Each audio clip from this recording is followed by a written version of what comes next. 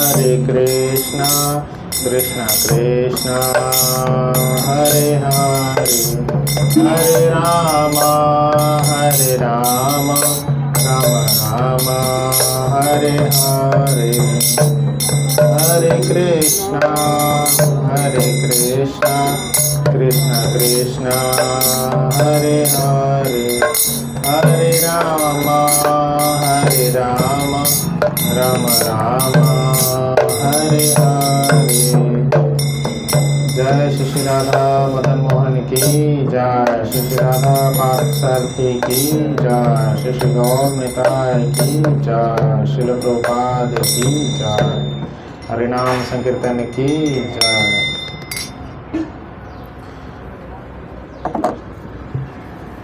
सभी भक्त दोहराएं।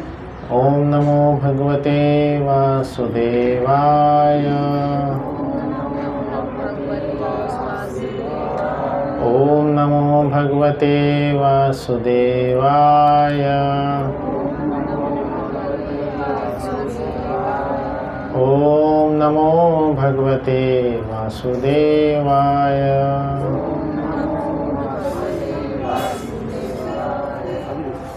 श्रीमद् भगवद गीता 10वां अध्याय।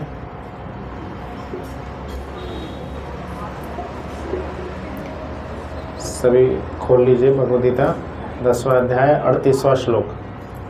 तो आज जैसे प्रभु जी बताए थे 2 श्लोक लेंगे, तो 38 और 39। तो 38 वाला हम पढ़ेंगे अभी।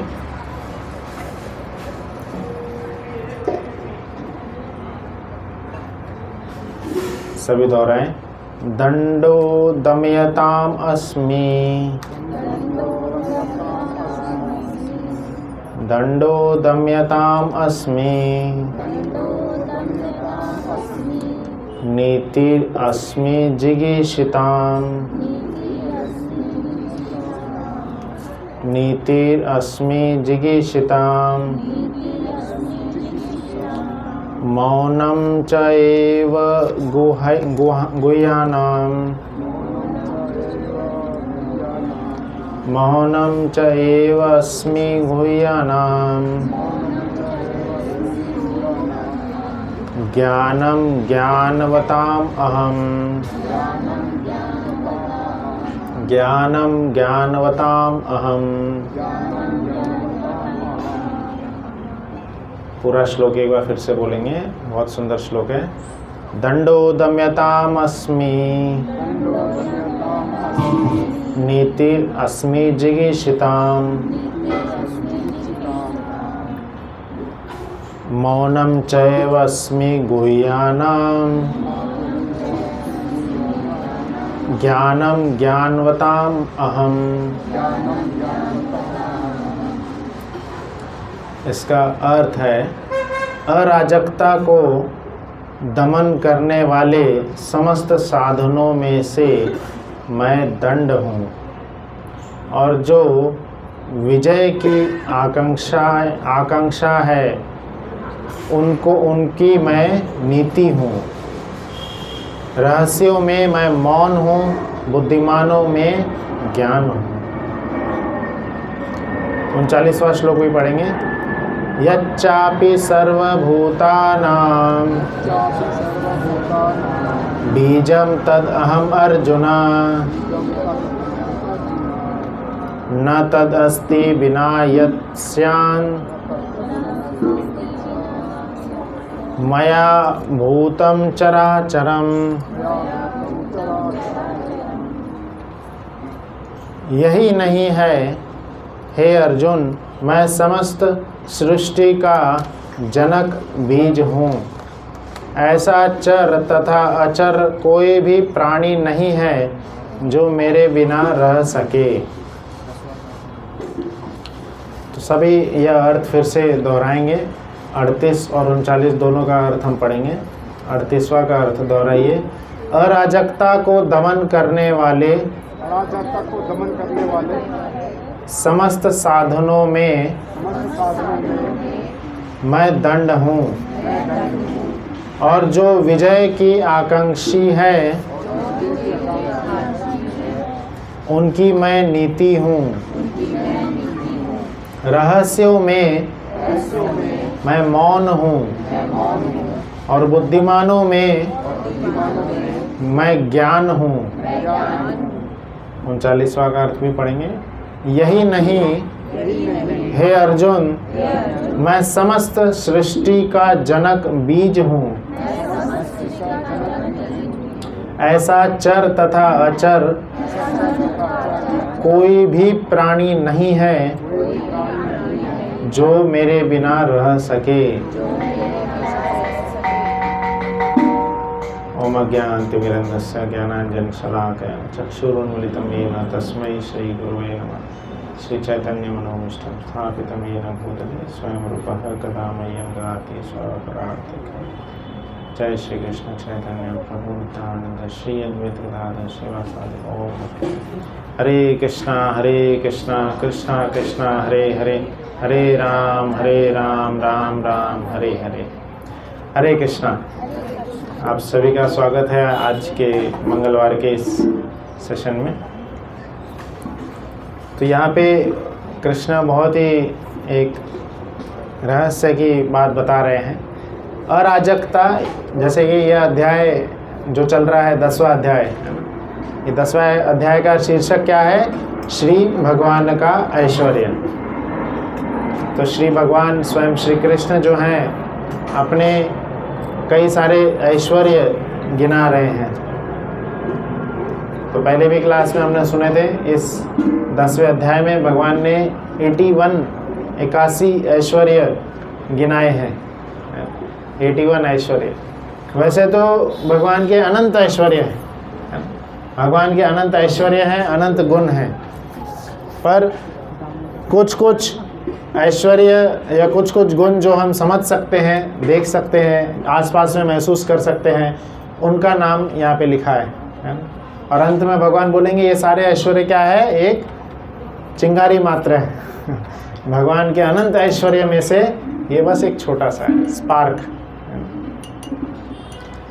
तो कृष्ण भगवान के अनंत ऐश्वर्य का हम छोटा सा कुछ ज्ञान या छोटा सा ऐश्वर्य का एक अनुभूति हम महसूस कर सकते हैं यहाँ पे, है ना। ऐश्वर्य मतलब होती है शक्तियाँ। ऐश्वर्य मतलब शक्ति, जो भी हमारे पास एनर्जीज होती है, जो भी हमारे पास में होता है, यही सब ऐश्वर्य। जैसे किसी के पास कोई गाड़ी है, कोई घर है, तो ये सब क्या है? उसका ऐश्वर्य। तो अभी कृष्णा के पास क्या क्या ऐश्वर्य, परम भगवान श्री कृष्ण का क्या क्या ऐश्वर्य, वो इस श्लोक में 4 मुख्य ऐश्वर्य 38 में गिनाए गए हैं, और एक ऐश्वर्य जो है भगवान का वो 39वें श्लोक में है। तो एक एक करके समझेंगे। पहला जो बता रहे हैं, अराजकता को दमन करने वाले समस्त साधनों में कृष्ण बोल रहे हैं। कृष्ण कौन है? दंड है। हम देखते हैं बचपन से ही बच्चा पढ़ाई नहीं करता है तो उसको टीचर क्या बोलती है या पेरेंट्स बोलते हैं, पढ़ाई करो नहीं तो पिटाई लगेगी। तो पिटाई के डर से वो पढ़ाई करता है। फिर बड़ा होते जाता है तो भी लगभग ऑलमोस्ट 10वीं 12वीं तक में वो पिटाई का डर तो रहता ही है। फिर बाद में धीरे धीरे पिटाई का डर कोई नहीं होता है, क्योंकि अब 12वीं के बाद अब पीटते नहीं हैं, क्योंकि वो फिर झगड़ा हो जाता है। फिर वो अलग तरीके से वार्निंग वगैरह दी जाती है, जैसे पेनल्टी लगेगी, पैसे लगेंगे, you have to charge fine. क्योंकि उसके बाद 12वीं के बाद वो व्यक्ति इतना मजबूत हो जाता है, पिटाई का उसको कुछ फर्क नहीं पड़ेगा। अब वो पैसे की वैल्यू जान गया है, शरीर उसका मजबूत हो गया है। अब उसके पैसे अगर कटेंगे तो बहुत दुख होगा उसको। तो कुछ भी अगर पनिशमेंट देना है तो ज़्यादातर पनिशमेंट्स क्या होते हैं? पैसे काट लिए जाते हैं, है ना, या प्रमोशंस रोक दिए जाते हैं। तो कई सारे पनिशमेंट के तरीके, कई सारे तरीके हैं। जैसे इवन कुछ ऑफिसेस में पनिशमेंट के तरीके होते हैं कि उनको छुट्टी पे नहीं जाने देंगे, छुट्टी उनकी कैंसिल कर दी जाती है। या उनको कहीं बाद में लीव लेने वाले होते हैं, वो वहाँ पे उनको अर्जेंट कुछ काम दे देते हैं। कई सारे पनिशमेंट के तरीके, ये सब पनिशमेंट के ही तरीके हैं। या गवर्नमेंट भी कई सारे तरीके से पनिशमेंट देती है। तो यहाँ पे कृष्ण क्या बता रहे हैं, चाहे गवर्नमेंट पनिशमेंट दे या कोई दूसरा व्यक्ति पनिशमेंट दे,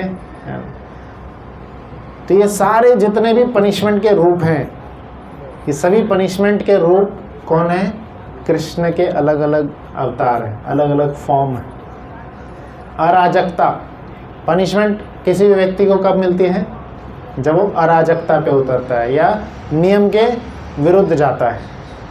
कोई भी व्यक्ति नियम के विरुद्ध जाएगा तो आज नहीं तो कल किसी न तो किसी रूप में उसको कुछ पनिशमेंट मिलेगी।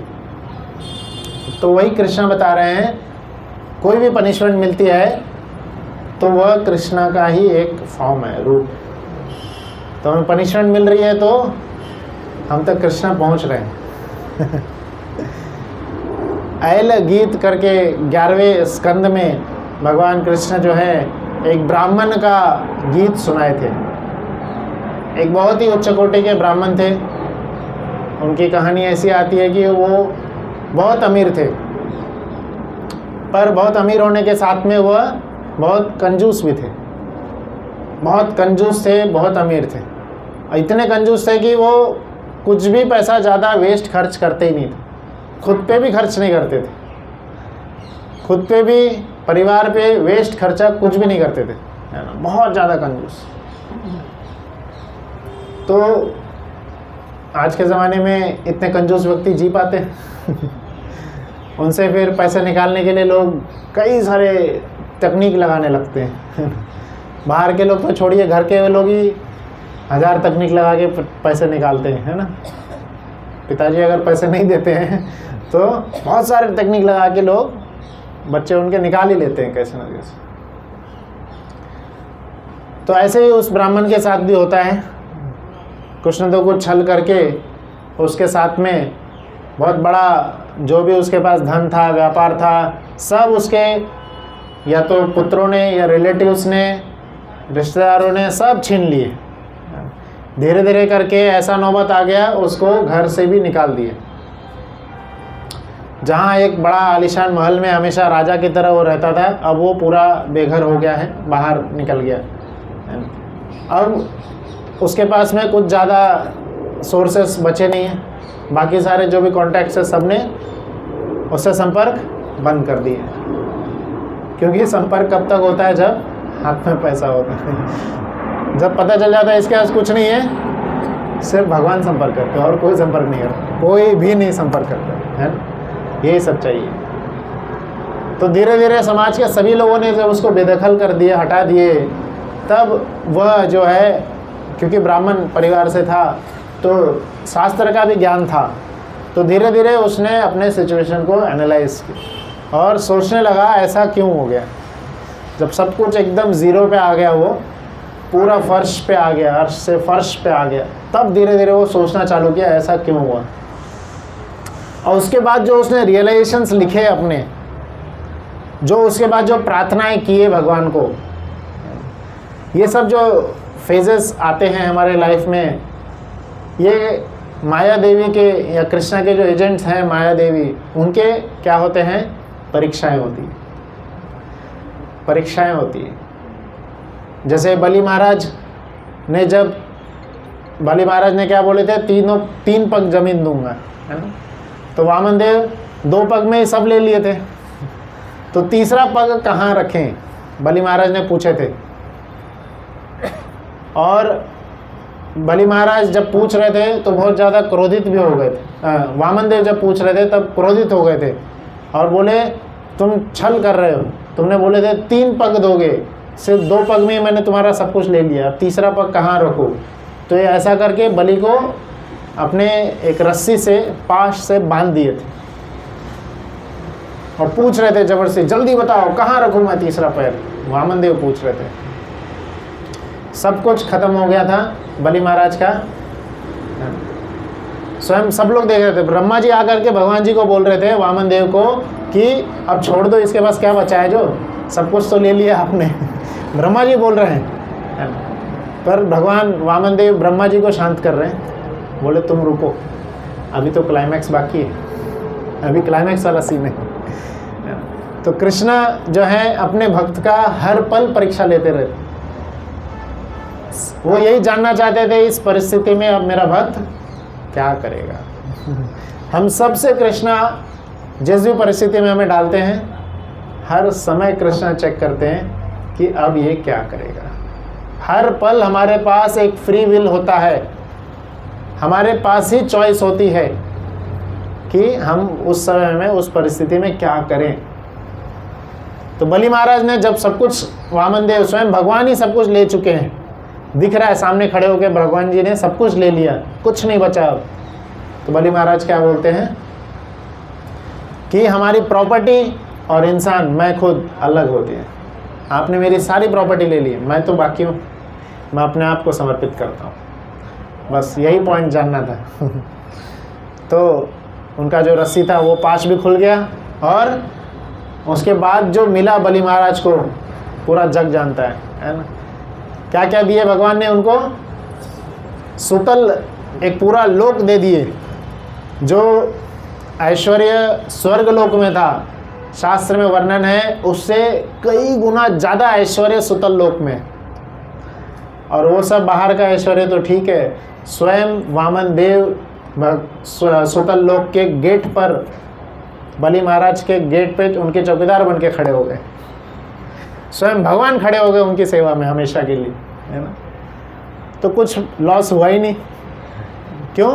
क्योंकि फाइनल डिसीजन उसने क्या लिया, सब कुछ खो जाने के बाद भगवान को छोड़ा नहीं। बलि महाराज ने भगवान को छोड़े नहीं, और ना ही कोई कोसे उनको, ना ही उनको कोसे कि आपने गलत किए, आपकी वजह से हुआ, है ना ही कोसे, ना ही कुछ गलत किए। उनका ही, भगवान का ही शरण पकड़ के और पूर्ण आत्मसमर्पण कर दी। यही वो ब्राह्मण देवता भी करते हैं, जिनका सब कुछ छीन लिया गया था, है ना। उनको, वो भी एकदम फर्श पे आ गए थे। तो वो भी अब जो एनालिसिस लिख रहे हैं, जो प्रार्थनाएं अर्पण कर रहे हैं भगवान को, इतना पसंद आया भगवान को प्रार्थना कि उन्होंने 11वें स्कंद भागवतम में वर्णन आया है। भागवतम के 11वें स्कंद में वो भगवान स्वयं वो प्रार्थना दोहराएं और बोले हैं हर एक जीवात्मा को वही प्रार्थना करनी चाहिए। जिसमें वो बोल रहे हैं, वो प्रार्थना बहुत बड़ी है, 21 श्लोक की है। उसमें से एक श्लोक आता है कि मुझ पर जितनी भी परेशानियां आ रही है, कई बार हम पे परेशानियां आती है तो हम या तो सितारों को दोष देते हैं, या ग्रह नक्षत्र ठीक नहीं है, या पड़ोसियों की वजह से आ रही है, उसकी वजह से आ रही है, इसकी वजह से आ रही है। तो ये ब्राह्मण बता रहे हैं कि नहीं, जो भी परेशानी आ रही है मुझ पे, यह सब मेरे मन के द्वारा लिए गए गलत डिसीजंस की वजह से ही है। ये सारी परेशानियां, सारे पनिशमेंट जो भी मुझ पे आ रहे हैं, यह सब मेरे ही गलत चॉइसेस का नतीजा है। गलत चॉइसेस जो मैंने लिए, मेरे मन ही मेरे परेशानी का जड़ है। तो हमें बाहर या किसी और पे उंगली उठाने के बजाय खुद के ही चॉइसेस को एनालाइज करना चाहिए, और अंत में वापस से पुनः श्री भगवान का फिर से शरण लेना चाहिए। ऐसा नहीं है कि अब तक नहीं लिए शरण तो अब कैसे लें, भगवान कहीं बुरा तो नहीं मान जाएंगे। कभी नहीं मानेंगे बुरा। पूरे जीवन भर भी आप शरण नहीं लेंगे ना, अंतिम में भी आप डिसाइड कर ले चलो बहुत गलती कर ली, अब वापस जाते हैं, तो भी जगन्नाथ जी ऐसे हाथ फैला के खड़े हैं आपको गले लगाने के लिए, हम सबको गले लगाने के लिए, है। इसलिए भगवान का शरण लेने में कभी भी देरी नहीं होती है। तो इसका अर्थ ये नहीं कि अंतिम समय में लें, जब रियलाइज हो जाए उसी समय लेना चाहिए। तो हर तरह के पनिशमेंट्स के फॉर्म जितने भी होते हैं, हम पर बहुत सारे पनिशमेंट्स आते रहते हैं। सुबह से आप लोग भी एनालाइज कर सकते हैं, दिन भर में कितने पनिशमेंट्स मिले, हर पल मिलते रहते हैं पनिशमेंट। भगवान के ये प्रकृति के जो हैं 3 ताप हमेशा हमें सता रहे हैं। बाकी और कोई नहीं तो मच्छर है ही, मच्छर है, चूहे हैं, बाकी इतने सारे जीव जंतु हैं। नहीं तो हमसे ईर्ष्या करने वाले हमारे इतने सारे दोस्त मित्र परम सखा हैं, हमेशा हमसे ईर्ष्या करते हैं। एक कबीर के भी एक दोहा आता है ना, जिसमें वो बोलते हैं कि मुझे वह मित्र पसंद नहीं है जो कि मेरी हमेशा तारीफ करते रहते हैं। कोई तो दोहा है, याद नहीं है। हाँ हाँ, निंदक नीरी राखे, है ना। निंदक को नज़दीक रखना चाहिए। मुझे वो मित्र पसंद है जो हमेशा मेरी निंदा करते हैं, तो उससे क्या होगा, मेरा इम्प्रूवमेंट होते रहेगा, मैं हमेशा अपने आप को सुधारते रहूँगा। एटलीस्ट सुधारूंगा नहीं तो पता तो चलेगा कहाँ सुधारना है। तो निंदक नीरी राखे, बहुत सुंदर उनका दोहा है। तो पनिशमेंट्स के फॉर्म इसलिए हमें समझना चाहिए वो क्या है। हमें पनिशमेंट मिल रहा है तो हमने क्या किया, कुछ गलती की है, तो कृष्ण हम पे आके सुधार रहे हैं। जैसे कोई पहले के ज़माने में ये पोस्टमैन आते थे मनी ऑर्डर देने के लिए, पोस्टमैन आते थे। अभी तक तो सब बहुत फास्ट सिस्टम हो गया है, बट पहले पोस्टमैन आते थे। तो पोस्टमैन कोई अच्छी खबर ला रहा है या कोई बुरी खबर ला रहा है, कोई फ़ायदे का खबर ला रहा है या नुकसान का खबर ला रहा है, तो पोस्टमैन की गलती है क्या? वो तो एक माध्यम है बस, वो तो क्या है, बस एक माध्यम। हमारे कर्म का ही रिजल्ट आ रहा है। कहीं हमने फ़ायदा लिया, मुझे मिला है मुझे, तो वही फ़ायदा मुझे मिलेगा पोस्टमैन के थ्रू। कहीं मुझे नुकसान हुआ है तो वह भी पोस्टमैन हमें पहुंचा देता था। पोस्टमैन की कोई गलती नहीं। तो ये जितने भी बाहर हमें सोर्सेस मिलते हैं जिसके द्वारा हम पे हमारे लाइफ में परेशानियाँ आती है, वो सब क्या है, अलग अलग पोस्टमैन है। और कृष्ण वही बता रहे हैं क्या है, जितने भी पनिशमेंट्स हमें मिल रहे हैं वो सारे क्या हैं, कृष्ण ही अलग अलग रूपों में हम तक आते हैं, कृष्ण ही आते हैं। तो बहुत बड़ा दिल चाहिए हर पनिशमेंट को गले लगाने के लिए हर पनिशमेंट को स्वीकार करना और उसमें इम्प्रूवमेंट बिना उल्टा जवाब दिए या बिना कुछ एंगर गुस्सा हुए हर पनिशमेंट को स्वीकार करना बहुत बड़ा दिल चाहिए। बहुत कम लोगों से पॉसिबल है, मुझसे भी नहीं पॉसिबल कई बार हम पनिशमेंट्स में क्या कर देते हैं, उल्टा जवाब दे देते हैं या गुस्सा हो जाते हैं, तो क्या हो जाता है, वो पनिशमेंट और बढ़ के आ जाता है पर कृष्णा उस समय हमारा रेस्पॉन्स देख रहे होते हैं। जैसे बलि महाराज का रेस्पॉन्स देख रहे थे, क्या ये रेस्पॉन्ड करता है, क्या रिएक्ट करता है। तो हर पनिशमेंट के पल में शांत पूर्वक भगवान कृष्ण की शरण लेना चाहिए और उन्हीं से बुद्धि मांगनी चाहिए, क्या करूं मैं, अब बताइए। तो जैसे एक और स्टोरी आती है, जगन्नाथ जी के एक भक्त थे, एक राजा थे, तो उन पे उड़ीसा पे अटैक हो रहा था, उड़ीसा पे अटैक हुआ था। तो एक्चुअली क्या हुआ था कि वो राजा का दूसरे राज्य के एक सुंदर लड़की से, उनकी बेटी से विवाह होने वाला था। तो विवाह होने वाला था तो उन्होंने, दूसरे राज्य वालों ने अपने मंत्री को भेजे थे, जाओ इस राजा की परिस्थिति देख के आओ, कैसा है इसका राज्य, कैसा है ये राजा। और वो जो मंत्री है कब, किस दिन आता है वो, उस दिन आता है जिस दिन रथ यात्रा हो रही थी, जिस दिन रथ यात्रा हो रही थी उस दिन आता है। तो उड़ीसा में, पुरी में राजा, जिस दिन रथ यात्रा होती है, राजा क्या करते हैं, झाड़ू लगाने का काम करते हैं भंगी बन के झाड़ू लगाते हैं, यह दर्शाने के लिए कि सबसे बड़े जो राजा हैं कौन है, जगन्नाथ जी। जगन्नाथ जी से बड़ा कोई नहीं इस पृथ्वी पे, भूमंडल पे वो राजा हैं, तो वह भी जगन्नाथ जी के ही सेवक हैं। हर व्यक्ति जगन्नाथ जी का ही, कृष्ण के ही सेवक है। तो उसी दिन वो मंत्री आते हैं उनको देखने के लिए और देखते हैं क्या है, अरे ये तो भंगी का काम कर रहा है, झाड़ू लगा रहा है, ये कैसे हो सकता है। और वो चले गए, जाकर के अपने राज्य में जाके बताए कि जिनसे आप शादी करने वाले हैं, जिनसे आप अपने बेटी का विवाह करने वाले हैं, वो तो एक भंगी है।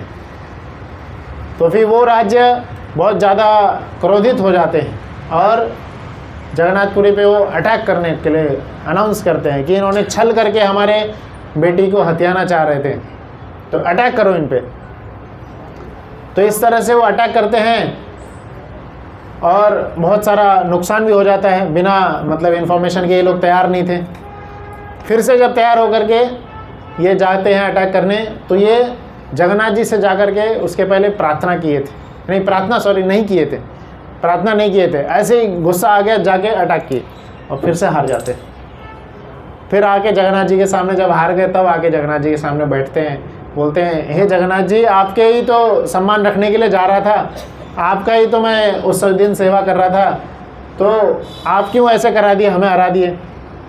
बोले मुझसे पूछ के गए थे, मुझे बता के जाना था। कोई बात नहीं, आप कल फिर से जाओ, कल फिर से अटैक करिए और आप कल जीत जाएंगे। वो बोल रहे थे हमारे पास तो अब कुछ सेना भी नहीं बची है, हम कैसे अटैक करें। बोले कोई बात नहीं, आप जाइए। तो इसलिए जो भी कार्य हमें करना चाहिए, हमारे इष्ट देवता जो हैं गोविंद जी, जगन्नाथ जी से, कृष्ण से बता के करना चाहिए। कई सारे श्लोकों में स्वयं कृष्ण इस भगवद गीता में भी बताए हैं कि हमें इन्फॉर्म करना चाहिए। भगवान कृष्ण को जैसे हम भोग लगाते हैं तो खाना खाने से पहले भगवान जी को दिखाते हैं, कोई भी कार्य करने से पहले कृष्ण को बताना चाहिए, बोलना चाहिए, इन्फॉर्म करना चाहिए। तो वो राजा उसके बाद जब अगले दिन गए तो स्टार्टिंग से ही जगन्नाथ और बलराम जी, कृष्ण और बलराम स्वयं वो चले गए थे युद्ध लड़ने के लिए। और जाते जाते जब युद्ध लड़ने के लिए युद्ध लड़े लिए, जाके हरा दिए, कृष्ण से कौन जीत सकता। और आते वक्त जो वहाँ पे एक लेडी बैठी थी, वो छाछ बेच रही थी, वो छाछ बेच रही थी, और उससे जगन्नाथ और बलराम जी क्या करते हैं, सारा छाछ लेते हैं और पी लेते हैं। फिर वो पूछती है पैसे, बोले हमसे, हमारे पीछे लोग आ रहे हैं, वो देंगे पैसे। और पीछे से जब वो राजा आते हैं तब वो लेडी उनसे पूछती है पैसे के बारे में। बोले काय के पैसे। बोले एक काला और एक गोरा सा लड़का आया था, बोले आप पैसे देंगे, सारा हमारा छाछ पी के चला गया। और उसी समय उधर से खबर आती है कि हम लोग युद्ध जीत गए। तो राजा समझ जाते हैं कौन थे वो काला और वो गोरे कौन थे, और वो उस छाछ वाली का पैर पकड़ लेते हैं, आपको स्वयं भगवान जी के दर्शन प्राप्त हुए, परम भाग्यशाली हैं आप। तो जो भी हमें कार्य करना चाहिए भगवान जी को बता के करना चाहिए, और याद रखना चाहिए अगर हम गलत कर रहे हैं, हमें कोई पनिशमेंट मिल रही है, कृष्ण एक हमारे परम पिता के रूप में आकर के हमारा ऐसे कान मरोड़ रहे हैं। तो बहुत ही गंभीरता से उसको स्वीकार करना चाहिए। इसलिए यहाँ पे कृष्ण क्या लिखे हैं, सभी प्रकार के दंड में वह स्वयं, जितने भी अराजकता होते हैं उन सभी अराजकता के रूपों में दंड कौन है, कृष्ण। स्वयं परम भगवान हमारे जो परम पिता कृष्ण हैं, वही आके हमारा कान मरोड़ते हैं और सिखाते हैं। अगला ऐश्वर्य भी बहुत सुंदर है। अगला ऐश्वर्य क्या लिखते हैं, जो विजय के आकांक्षी हैं, विजय पाना चाहते हैं, उनमें वह कौन है, कृष्ण क्या है, नीति है, मोरालिटी। मोरालिटी तो इसका अर्थ है कि विजय या जीत कभी भी किसी भी परिस्थिति में किसी भी व्यक्ति को जीत कब हासिल होगी, जब वो नीति के साथ उस युद्ध में या उस कार्य को करेगा, मोरालिटी के साथ रहेगा, तो उसको हर परिस्थिति में जीत हासिल होगी। Always he will be a winner if he is align with morality. हमेशा वो मोरालिटी या नीति का साथ दे रहा है, पालन कर रहा है जीवन में, कभी भी मोरालिटी को छोड़ा नहीं है, तो जीतेगा ही वो। और इमोरालिटी वाले हमेशा हारेंगे। और तीसरा यहाँ पे बता रहे हैं, ये बहुत ज़्यादा हमारे लिए पालन करने योग्य है। तीसरा ऐश्वर्य यहाँ पे कृष्ण बता रहे हैं, रहस्यों में मैं मौन हूँ। जितने भी प्रकार के रहस्य या गोपनीय क्रियाएं होती हैं, गोपनीय क्रियाएं है ना, कौन सी गोपनीय क्रियाएं होती हैं, पूजा पाठ हम करते हैं, जैसे पूजा कर रहे होते हैं तो किसी को बताते हैं हम क्या पूजा कर रहे हैं, किसी से जाके पूछो क्या पूजा की है तो बोलेगा भगवान जी को पता है या कुछ हम मांगते हैं या कुछ हम मेडिटेशन करते हैं, तो ये सारे प्रकार के गोपनीय कार्य होते हैं, और भी बहुत सारे गोपनीय कार्य तो सभी गोपनीय कार्यों में कृष्णा क्या बता रहे हैं, कृष्णा क्या रूप है, कौन क्या है, कृष्णा मौन है, साइलेंस। ये बहुत बड़ी चीज़ है साइलेंस। कोई मीटिंग में आप अगर बैठे हैं, बहुत घमासान मीटिंग चल रही है, सब लोग अपना पॉइंट सामने रख रहे हैं, सब चिल्लाए जा रहे हैं, बोले जा रहे हैं, और उसमें उस मीटिंग में, उस घमासान मीटिंग में सब लोग हीटेड अप हैं, सब लोग अपना बात रखना चाह रहे हैं, बोल रहे तुम शांत हो जाओ, तुम गलत हो, तुम गलत हो, है ना। उसमें आप शांति से बैठे हुए हैं, आप आराम से कुर्सी पे बैठे हुए हैं, सबको देख रहे हैं, तो सबके मन में क्या विचार आएगा बताइए? क्या विचार आएगा बताइए? कोई भी बोल सकते हैं। आप समझे मैं क्या बोल रहा हूँ? स्वयं को एनालाइज करिए। ऐसा कभी हुआ है कि आप मीटिंग में शांत रहते हैं या चिल्लाते हैं? कौन सा साइड में आप रहते हैं? शांत रहते हैं, ठीक है, अच्छी बात है। तो जब हमारा टर्न आता है तब बोलना चाहिए। नहीं तो अगर हम चिल्लाने लगेंगे, अपना पॉइंट को बताएंगे, तो कोई नहीं सुनेगा। We will be a part of, है ना, हम ट्रबल का पार्ट बनेंगे, कोई नहीं सुनेगा। जो शांत रहेगा, सभी के मन में प्रश्न आएगा, ये क्यों शांत बैठा है? सब लोग बोलेंगे सब शांत हो जाओ, इसको बोलने दो, इसके पास बहुत ही इंपॉर्टेंट पॉइंट है बोलने के लिए, है ना। तो ये जो कृष्ण बता रहे हैं, मौन बहुत इंपॉर्टेंट है, मौन बहुत ज़रूरी है। जीवन के हर पल में हमें मौन ये धारण करना चाहिए। मौन जो है, मौन रखना, ये कमज़ोरी का सिंबल नहीं है, कमज़ोरी का सिंबल नहीं है। भीष्म पितामह ने भी मौन रखे थे, पर वहाँ पे वो गलत थे। जो सभा में उन्होंने मौन रखे थे जब द्रौपदी का चीरहरण हो रहा था, तो वो गलत थे। पर सोच समझ के मौन रखना वो गलत नहीं होता है। कृष्ण भी थे उस सभा में, वो भी मौन रखे थे, अदृश्य रूप में थे, बट जब मदद मांगी गई कृष्ण ने मदद की है। तो मौन रखना मतलब क्या होता है? अपने एनर्जीज को अपने पास संयमित रखना, अपने पास संयमित रखना। मैं एक सम्मेलन में गया हुआ था, वैज्ञानिकों का वो सम्मेलन था, वहाँ पे बुलाए थे ऐसे ही चर्चा करने के लिए, बात करने के लिए। तो वहाँ पे एक प्रसिद्ध वैज्ञानिक थे, वहाँ पे बैठा, मैं भी बैठा था। सब पूरा मीटिंग ख़त्म हो गया, बाद में पूरा मीटिंग हो गया, सबने सबका वो मीटिंग ख़त्म होने के बाद शाम जो हमारा डिनर पार्ट चल रहा था, प्रसाद का समय चल रहा था, वहाँ पे मैंने उनसे मिला था। मैंने देखा था सब लोग बोल रहे थे, वो कुछ नहीं बोले थे, जबकि वो बहुत प्रसिद्ध और बहुत जाने माने वैज्ञानिक, बहुत जानकारी थी उनको। तो मैं जा करके उनको बोला कि यहाँ पे इतने सारे वैज्ञानिक आए थे, सब लोगों ने बहुत कुछ बोले और सबकी वाहवाही हुई, आप क्यों शांत बैठे थे? आप तो इतना जानकार हैं, सब कुछ जानते हैं आप, है ना। यहाँ पे कई सारे पॉइंट्स आप रखते तो हम सबको सीखने को मिलता। तो बहुत अच्छा पॉइंट वो बताएं। क्या बोलते हैं कि मैं वही चीज़ बोलता जो मुझे पता है।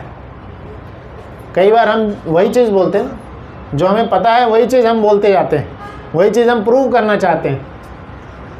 तो क्या बोले, जब हम शांत रहते हैं तब हम क्या करते हैं? हम सुनते हैं, हम सीखते हैं दूसरों के बारे में, दूसरे जो बोल रहे हैं, और ख़ुद में एनालाइज करते क्या मैं गलत था, वो सही है कि मैं सही हूँ। तो जब हम मौन रहते हैं, हम अपने ऊपर एनालाइज करते हैं और ज़्यादा सीखते हैं, और ज़्यादा अपने ज्ञान को हमें बढ़ाने का मौका मिलता है। जब हम मौन छोड़ करके अपने पॉइंट्स को बोलने का प्रयास करते हैं, तब हम सिर्फ अपने ज्ञान तक ही सीमित रह जाते हैं, आगे बढ़ ही नहीं पाते और कुछ नया सीख ही नहीं पाते, है ना। कई सारे ऐसे प्रॉब्लम्स हैं जो कि हमें पता नहीं उसके सॉल्यूशंस, इवन हमारे जूनियर को उसके बारे में पता हो सकता है।